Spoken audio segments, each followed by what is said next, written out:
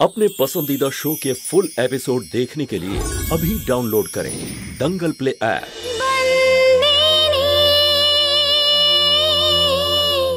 ভালোই হয়েছে তুমি আগে ভাগেই চলে গিয়েছো। আজ তুমি বেঁচে থাকলে এই সমস্ত জিনিস দেখার পর এমনিতেই মরে যেতে। কি ত্রুটি ছিল আমার আমি বলতে পারবো না। সাধ্য মতো আমি চেষ্টা করে গিয়েছি। সবসময় চাইতাম যে কাদম্বরী তোমার মতো হোক, কিন্তু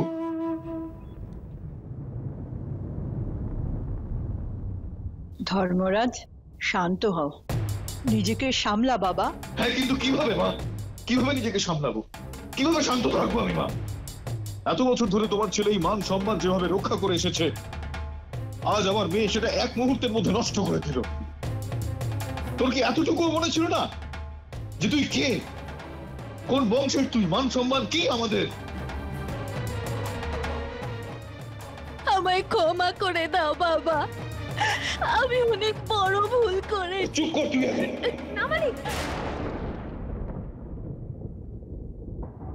ভালোই হলো তুই আমার কাছে এই মুহূর্তে আটকে ফেললি। ওকে থাপ্পড় মারলে তো সেই থাপ্পড়টার প্রতিশোধ আমি নিতে পারবো না, না? যে থাপ্পড়টা আমাকে অবিনাশ চৌধুরী মেরে গেল। আসলে যখন কোনো মেয়ে ভুল করে না, সেই দায়িত্বটা তার বাবার উপর এসে পড়ে। তাই এই শাস্তিটা আবার পাওয়া উচিত। ঠিক বললাম তো আমি? I'm sorry বাবা। চুপ কর। ইংরেজিতে ক্ষমা চাইলে কি এই অপমানটা আবার কমে যাবে? তোর জন্য এই গোটা পরিবারের কাছে আজকে আমি অপমানিত বোধ করছি, বুঝতে পারলি?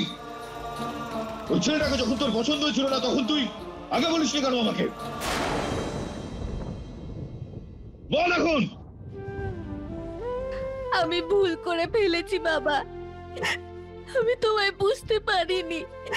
আর আমার সব থেকে বড় ভুল হলো আমি সন্দীপকে ভুল বুঝেছি। ভুল করিস তুই, কোনো অপরাধ করেছিস তুই, অপরাধ করেছিস। তোর মায়ের দেওয়া শিক্ষা দীক্ষার ওপর তুই কালিমা লিপ্ত করেছিস, আমাদের সবার মুখ কালো করে দিয়েছিস তুই। আমার মেঘনা রসিকের সুন্দর সম্পর্কের মধ্যে তুই আজকে চির ধরিয়ে দিয়েছিস। তোর জন্য হয়েছে আজ সব। যেই মালিকের সামনে এসে দাঁড়িয়ে প্রত্যেকে মাথা নত করতো না, সেই প্রত্যেকের সামনে আজ মালিকের নিজের মাথা নত হয়ে গিয়েছে। তোর জন্য হয়েছে, তোর জন্য হয়েছে আজ। ভুল তো আমাদেরও হয়েছে। সবচেয়ে বড় কথা হলো কাদম্বরী তো ওদের হাত থেকে বেঁচে গেছে বাবা। হ্যাঁ ভাই, এই বয়সে বাচ্চারা ভুল করেই ফেলে, কিন্তু সঠিক সময় যে আমাদের কাদম্বরী ফিরে এসেছে এটাই আমাদের জন্য অনেক।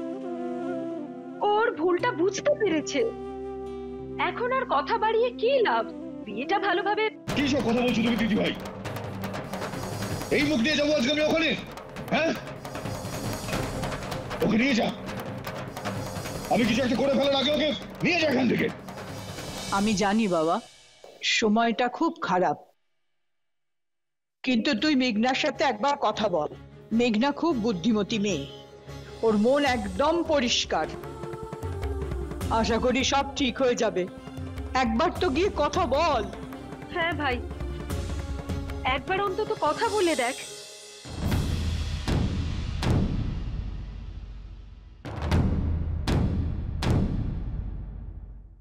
সেটা সম্ভব নয় ডিএম, এখন আর কিচ্ছু সম্ভব নয়, কিচ্ছু না।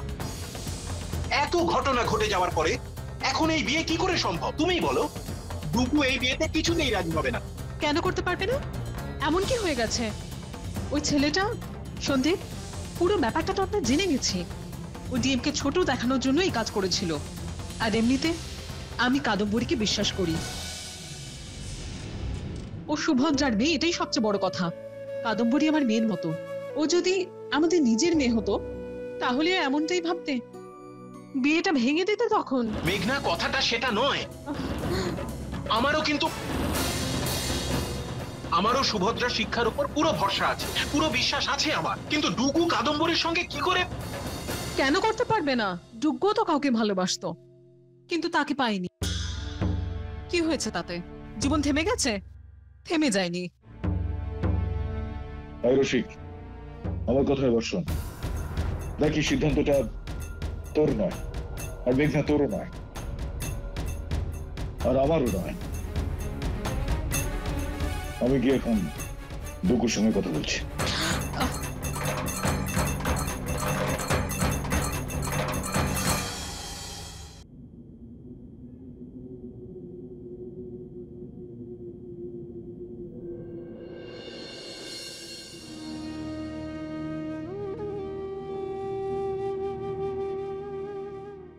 তোর কাছ থেকে কিছু জানতে এসেছি আমি। এখানে ওই নিচে যেটা এটা করতে পারবো না।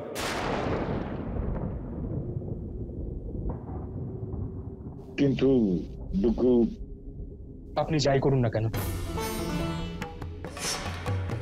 কাদম্বরীর বাবা হিসেবে আপনি আমাকে অনুরোধ করুন বা বাবা মায়ের বন্ধু হওয়ার কারণে আপনি আমাকে বোঝান।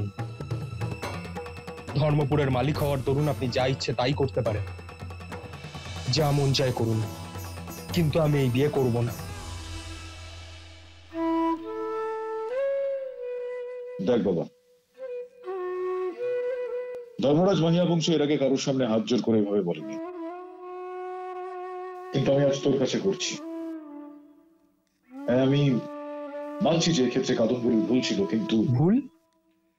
কাদম্বরী তো কোনো ভুল করেনি, এ তোর কোনো দোষ নেই।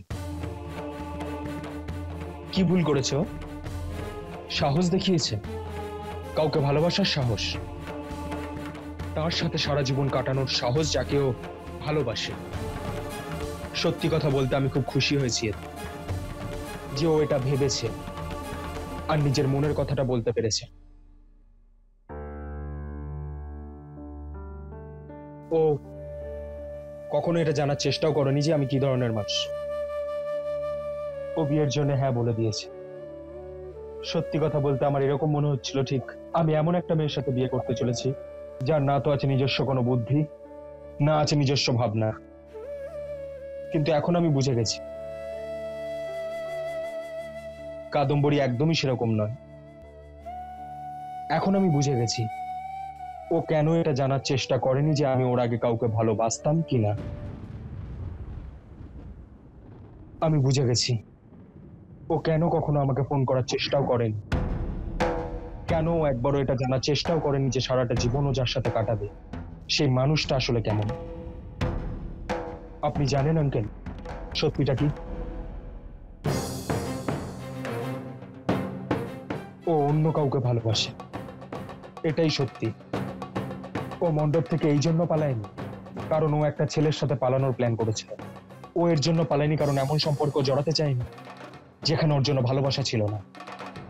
ও তার সাথে সারা জীবন কাটাতে চেয়েছিল যাকে ও ভালোবাসতো। আর এই সিদ্ধান্ত নিয়ে ও এটা প্রমাণ করেছে যে ও নিজের নেওয়া ডিসিশনকে ও কতটা বিশ্বাস করে। এটা ওর সাথে অন্যায় করা হয়েছে। ওকে এমন একটা মানুষের সাথে সম্পর্কে জড়িয়ে ফেলা হচ্ছে যাকে ও কোনোদিনও ভালোই বাসে। তাই আমি এই ভুলটা করতে পারবো না। ওকে এমন কোনো সম্পর্কে জড়াবো না যেখানে ও শুধু কষ্ট পাবে। কারণ ভালোবাসা কি আর হারালে কষ্ট কতটা হয় সেটা আমি খুব ভালোভাবেই জানি। আমার বিশ্বাস যে মেয়েদেরও ততটাই অধিকার আছে যতটা ছেলেদের আছে। ওদের অধিকার আছে ভালোভাবে বাঁচার আর নিজের জীবন সঙ্গী বাঁচার।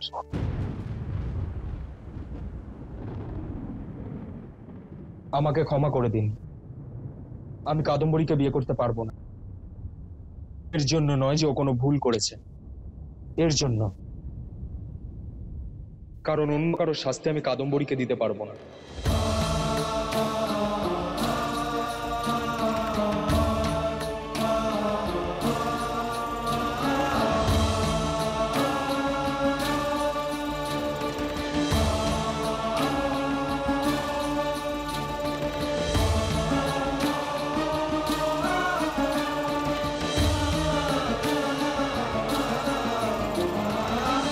फुल एपिसोड देखने के लिए अभी डाउनलोड करें दंगल प्ले ऐप।